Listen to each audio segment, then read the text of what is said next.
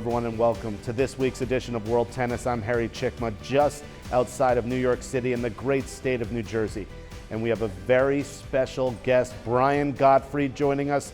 Brian, you're a champion on and off the courts, one of the greatest singles players and doubles players in tennis history. Now you're coaching in Florida. Oh, a good question. The major historical moments in Florida tennis. Well, I had my career sort of went in chunks.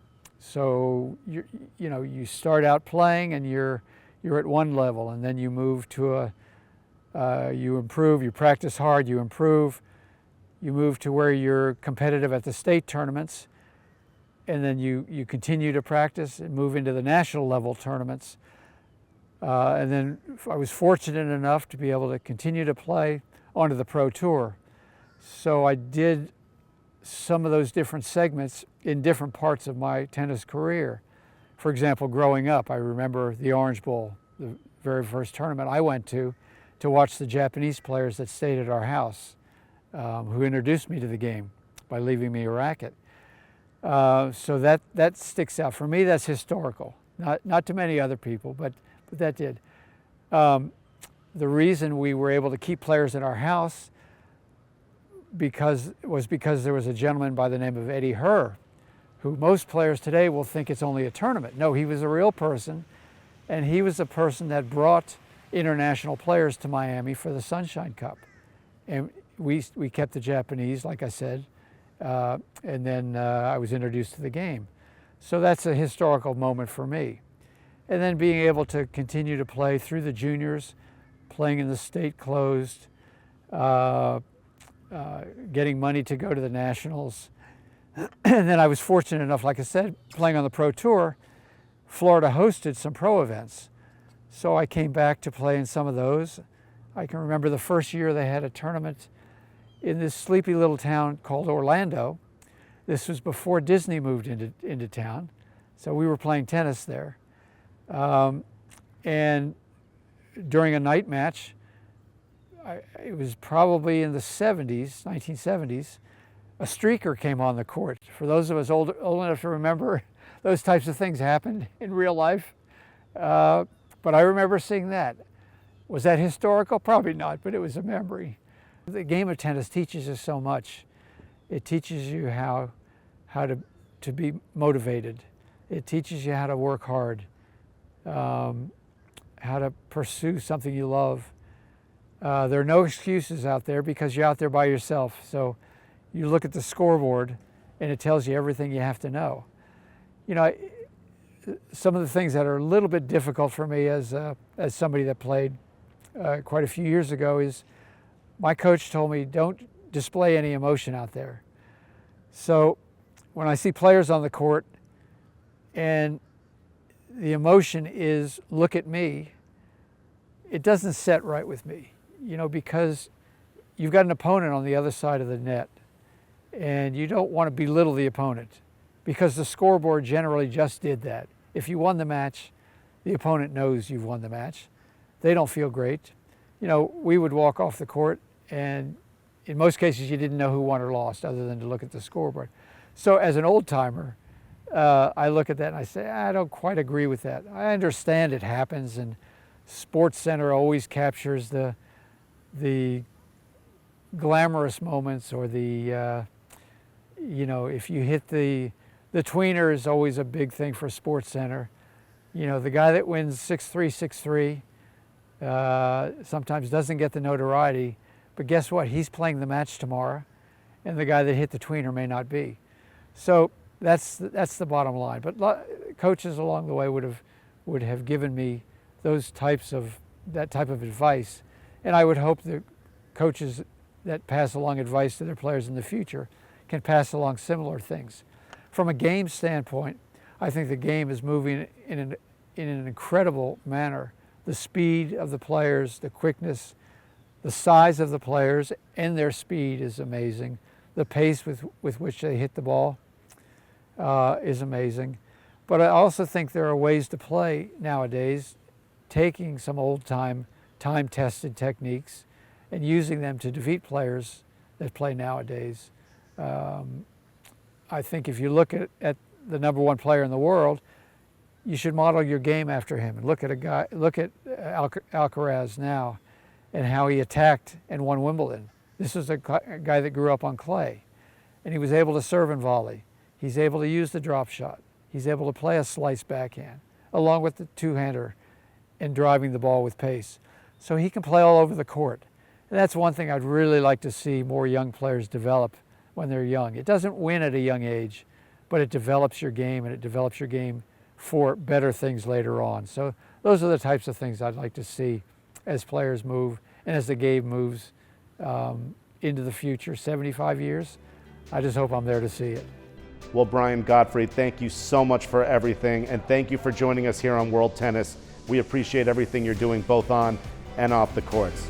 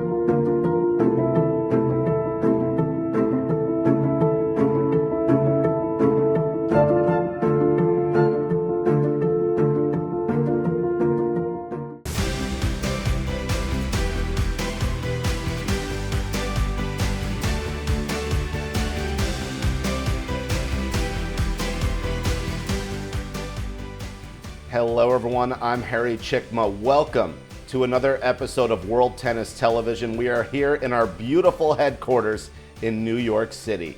It's now that time in the broadcast where we talk about some of the hottest topics in the sport of tennis.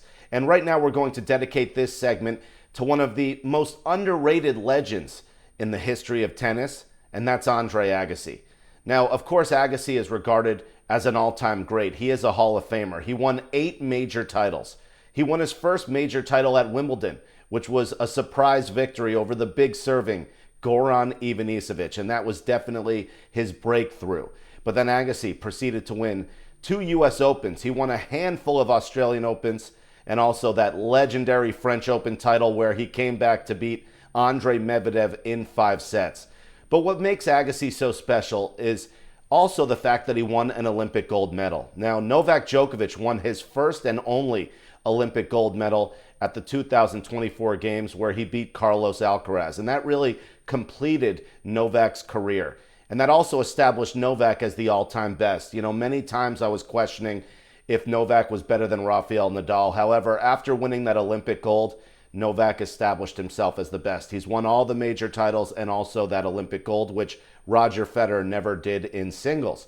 However, prior to that, Agassi was one of the only players to ever win all 4 majors and the Olympic gold. And I really think that established him as quite possibly the number 3 or number 4 all-time best player, maybe even ahead of Roger Federer. I know that sounds wild, but Federer never won that gold, and it's so hard to do so. And of course, Pete Sampras, someone I grew up looking up to, had more Grand Slam titles than Agassi. Sampras had 14. However, Sampras never won a French and never won an Olympic gold medal. So prior to Novak winning that gold this year, I think Agassi really had a case to be right there behind Rafael Nadal, because Rafa has won all 4 and also an Olympic gold. Now, I think Andre also has done so much more for tennis because he's given people a belief that they can come back from some of the toughest moments in their lives on and off the court. And what makes tennis such a tough sport is that it's not only a physical sport and you're all by yourself, but it's a mental game. Some say that tennis is 80% mental and 20% physical, but you're all by yourself out there. You don't have a team to bring you back. You're also not competing against the clock. You're competing against your opponent and yourself. I mean, you could be up 6-0, 5-0, 40-love, and then if you have a breakdown, you can lose the match. So Agassi had a very tough moment in his life. He had a divorce with Brooke Shields and also had an injury, and his ranking fell well outside of the top 100. And Agassi was able to claw back with heart and determination and find a way to get back to number 1 in the world. And he proceeded to write his legendary book, which is titled Open.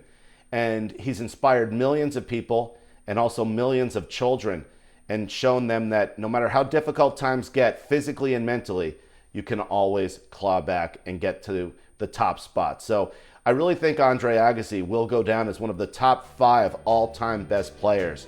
And he has done so much for the sport and is truly a wonderful person. I've had the privilege and pleasure to speak with Andre and thank him for all the inspiration.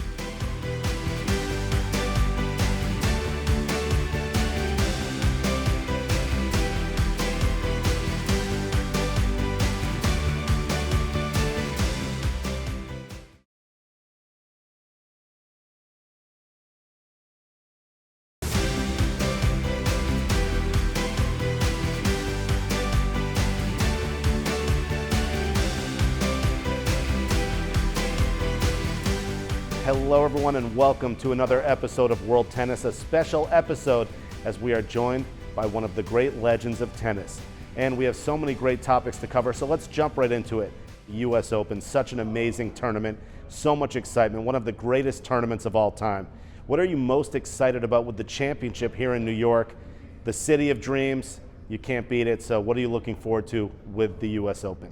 Well, the US Open, you know, obviously, it's interesting because right now, men's tennis, there's been a little bit of changing at the guard. You know, you got this new sheriff in town, Carlos Alcaraz. I called this 3 years ago. People thought I was crazy, but that's okay. You got to be a little crazy once in a while. I've never seen anything like this. He's a generational talent. Makeup speed like the world has never seen. Listen, we've had some great movers, but once this guy hits the gas pedal, there's a turbo like no other. But what I love more than anything, I feel he's a combination of Nadal, Djokovic, Federer, and Agassi. He's all wrapped in one.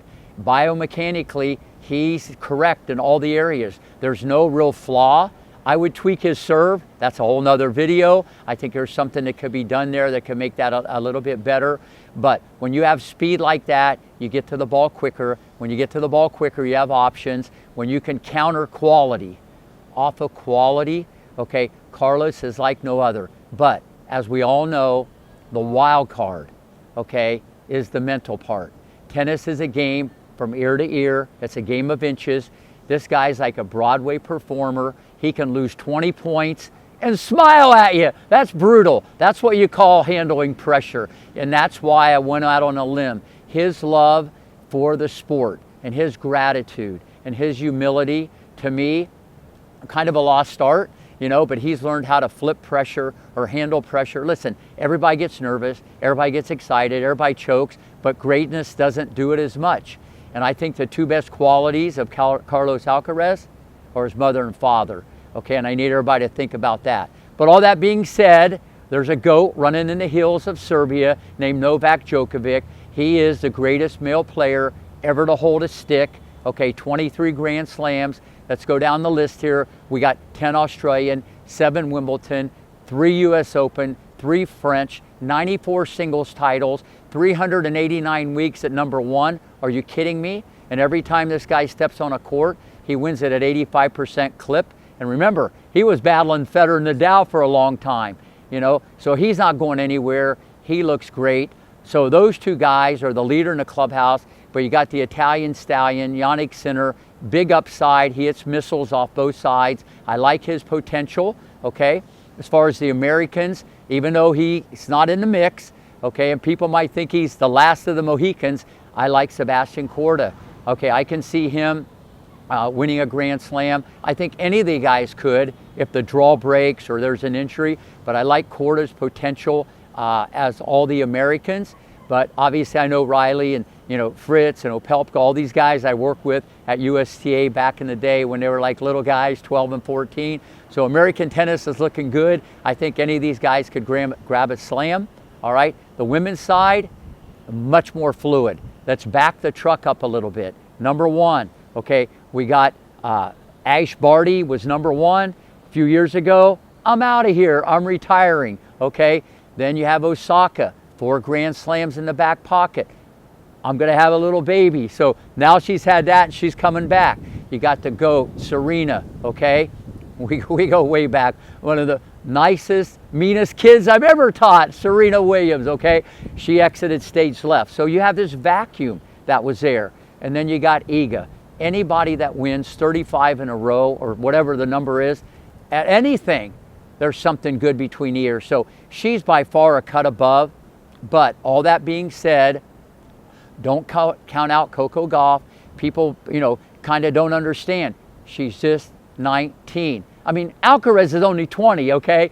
Coco's 19, but she's been out there a while. The best is yet to come. As we know, you mature, you look at life through a different lens, you get the big C, confidence, okay? Her forehand needs a little tweaking. That's a whole nother discussion. Maybe at the end of the year, we might be doing something. But at the end of the day, Coco is going to be in there. You got Sabalenka. When she's confident, she hits missiles off both sides. She's not going anywhere.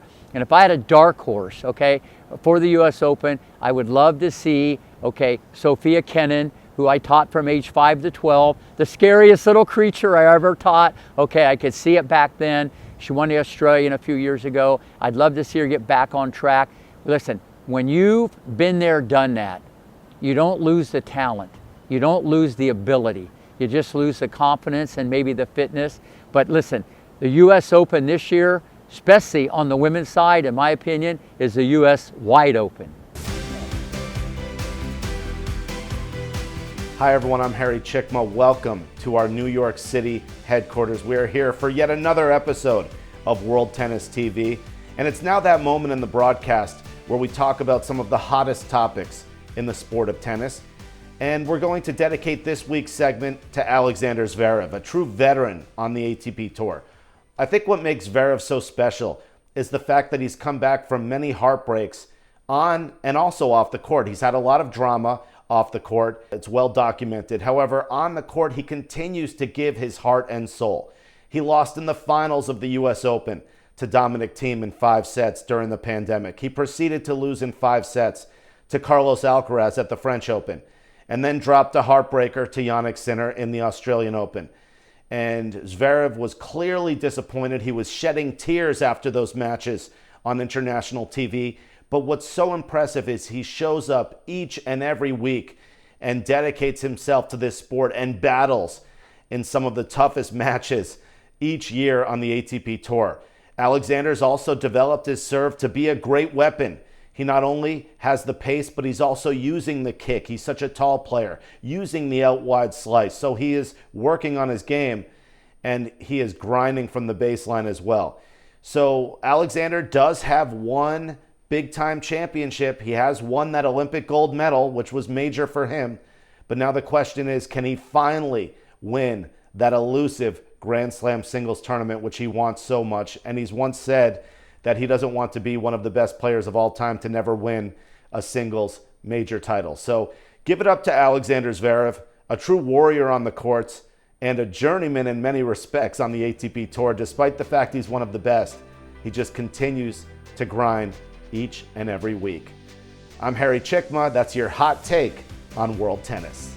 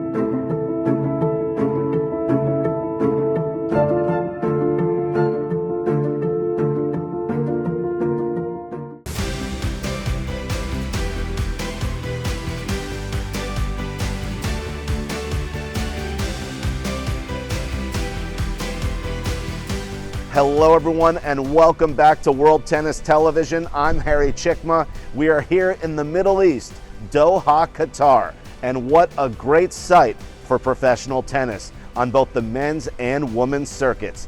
Let's step away from the competition and take a look at this amazing city. It's vibrant, electric. The fluorescent lights are amazing. Let's check out Doha.